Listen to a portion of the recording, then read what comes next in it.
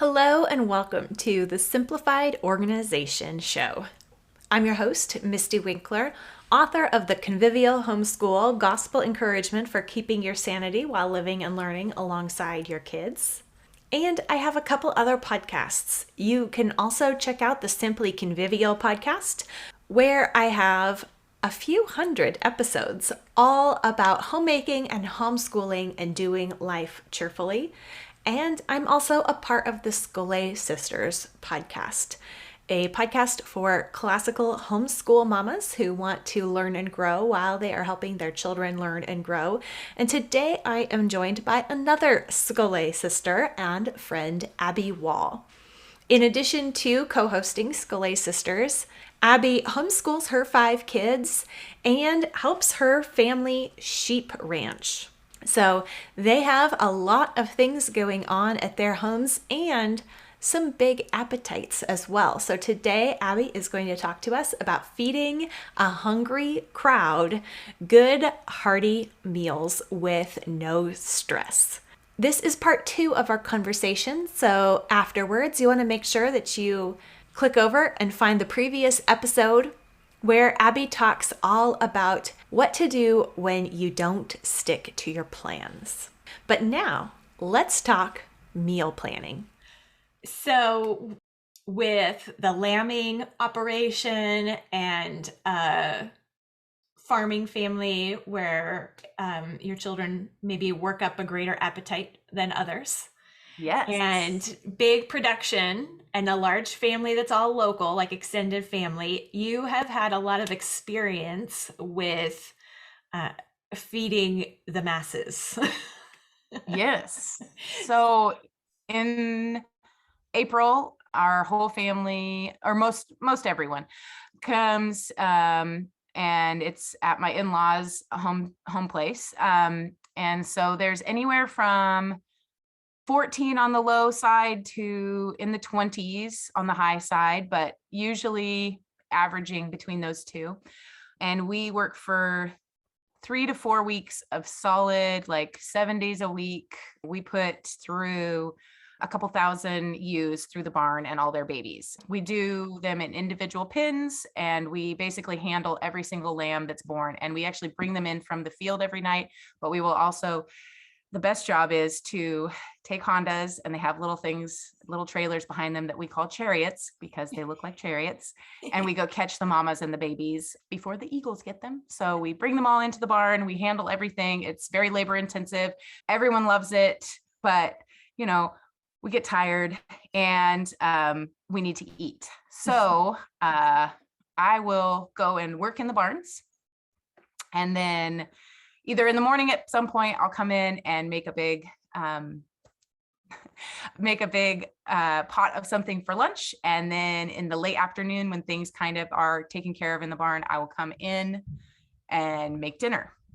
So I am doing at least 2 meals a day for 14 to 20 some people for 3 weeks, 3.5 weeks. So it definitely stretches the hospitality muscles and all of that. And the thing is you need good food that everyone will eat. Maybe not necessarily like the health fare, but hearty meals that are meat and potatoes. And then also it has to be relatively quick because I'm fairly helpful in the barns and out in the fields and things like that doing that. So we have it down pretty well now. If I wanted to just do full cooking, I probably could, but I actually really enjoy being outside and working too, alongside my family and all my kids. So yes. So what are some of your favorite go-to meals? Okay. So I actually brought my notebook because I'm a pen and paper girl. And as much as I would like to have this all digital, it just doesn't work. I just kept track of all the meals that I made, and I would sit down kind of once a week and figure things out because I did have to go grocery shopping more often because it is supplying a lot of food. This family, my husband's family, does not eat chicken. So chicken is out. I mean, they'll tolerate it, and some of my sister-in-laws will eat it, but the rest of them, they're like, no, it cannot be. So some of our favorite things for lunches is egg roll in a bowl with a big pot of rice. We have a few people that have some gluten sensitivities, and I found out one of my sister-in-laws can't eat pork. So that also can Wow. cause issues. She can eat bacon, but not pork. I don't know about this, but I went with it. So I usually make a separate thing for her at least so she can eat. Um, we do a lot of like roast, like chuck roasts, and either I put it in the Instapot and kind of shred it up, and we make sandwiches out of that, like with au juice. And some of our big hits are baked beans and coleslaw. I will do burger patties, and those are easy and simple. I do a lot of taco soup. That is one that is gluten-free. You can add a lot of things to make it interesting. I like the Rotel tomatoes and green chilies, and I think it makes it taste great. We usually serve it with chips and salsa, and then I'll make a crock pot of queso, homemade queso that doesn't have any bad things in it. We also do beef stew, and like I will make homemade bread, or I will buy French bread. We will often get a lasagna on Sundays so that I don't have to cook. We do ham and mashed potatoes, and then that will turn into like a ham soup the next day. Sausage and potatoes, just like sheet pan style, and I'll usually do 2 of those. So I just have a list of like all of our favorite meals, and then I will put on like favorite sides. And then I also write in how much time they take to prepare. So that way I know how much lead time I need. And I didn't always do this, but now I kind of can figure this out because of doing it so much. I make Instapot mashed potatoes because they take, boiling under pressure, they take 8 minutes, and then they stay hot, and it's not using, I can put it in the laundry room where there's more space and I don't have to like watch it. So it's just a few of these things. And then I will often do 2 different types of soups and put them in crock pots. All these things are just very simple, very meat and potatoes types of foods, and crowd pleasers. So that's the kind of thing. It's comfort food. We will do mac and cheese as well, and cheesy potatoes, which I use hash brown potatoes and then just kind of make a cream sauce and then top it with cheese. And if you add sausage, then it's a real hit. So Yeah, I'm sure. I also sometimes will add, even it doesn't even take that much, some cooked ground beef and bacon in the macaroni and cheese. So it's like a cheeseburger, bacon burger, mac and cheese, and that makes it like everyone's super happy. Yes. I mean, comfort food, there's a reason we go to it. It is so good. I think a great point that you made is that it takes practice. Like you don't have to feel like it's something you can, pull off with ease and flair the first time. It's something to really dedicate yourself to and figure out as you go, and it's worth that effort, and you do get better with practice. Yeah, I had an analogy that you're gonna love. Oh no, it's an exercise. It is. Hospitality is like when you start working out, it's terrible and you're dying and everything goes wrong and you burn things, or you run out of, like, one time we ran out of barbecue pellets because we have a pellet grill. And so my chicken, I was like, oh, it's going to be great. And I went out to look at it, and it was just because it was still running, but there was nothing happening heat wise. And I was like, this is terrible. So we had to, like, had people coming over, like everything that has gone wrong has gone wrong. It tastes terrible. We had to totally scrap something. One time I accidentally confused our ground beef package with sausage and then added extra salt, and it was so salty and nobody said anything. And I was the last person to eat. And I was like, you guys, this is terrible. Why didn't you say something? They're like, it's fine. It's fine. And I was like, so most people are going to be way nicer. But so the exercise analogy, is, you're out of shape. It's really hard work and you're really tired. And when you're done, you're like, I'm never doing that again. And then somehow you convince yourself, like, actually, I know that this is good for me. And I know that I want to make hospitality as part of my life, or like exercise a part of my life. So I'm just going to get up and do it again.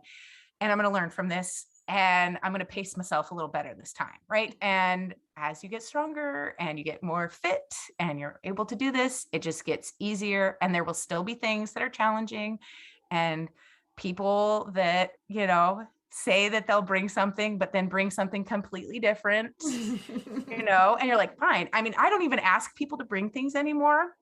I just plan on having it all, or if they bring something, it will not matter to the meal if it shows up or not. And people do like bringing things. So usually I will just say, bring dessert. That would be great, or ice cream or something like that. But it's not meal dependent. And then that way you don't get mad at them and things don't go awry. So, and you can be gracious, right? Like, oh, it's totally fine.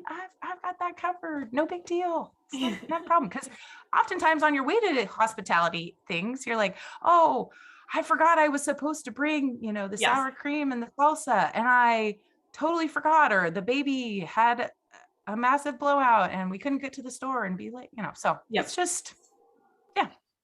That's a great point. Yeah. Because we've all probably experienced both, being on both ends of that problem. Yes.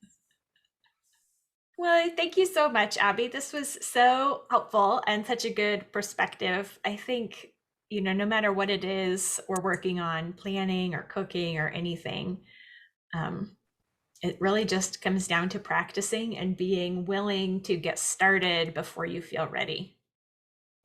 Yes. Yeah. And just doing it. Yeah. And I often have my list of meals for the week, and then I have arrows pointing to different days and having to do that. Like, just because you've written it down does not mean it's set in stone. It's not chiseled for eternity.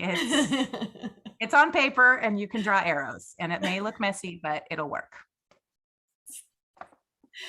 All right. Well, we will be talking again, but thank you so much for joining me for this podcast, and I'll talk to you later. Bye. I hope you enjoyed this episode of the Simplified Organization podcast. If you haven't yet, be sure and check out the first part of this conversation with Abby Wahl, where we talk about what to do when you don't stick with your plans. But if it really is menu planning help that you are looking for, then check out simplyconvivial.com/pantry, where you can find different planning pages and printables and resources that I've collected over the years that help me keep track of my pantry, grocery shopping, meal planning, and all that goes along with feeding our family. That's simplyconvivial.com/pantry, or you can find the link in the description below. And until next time, remember, repent, rejoice, repeat.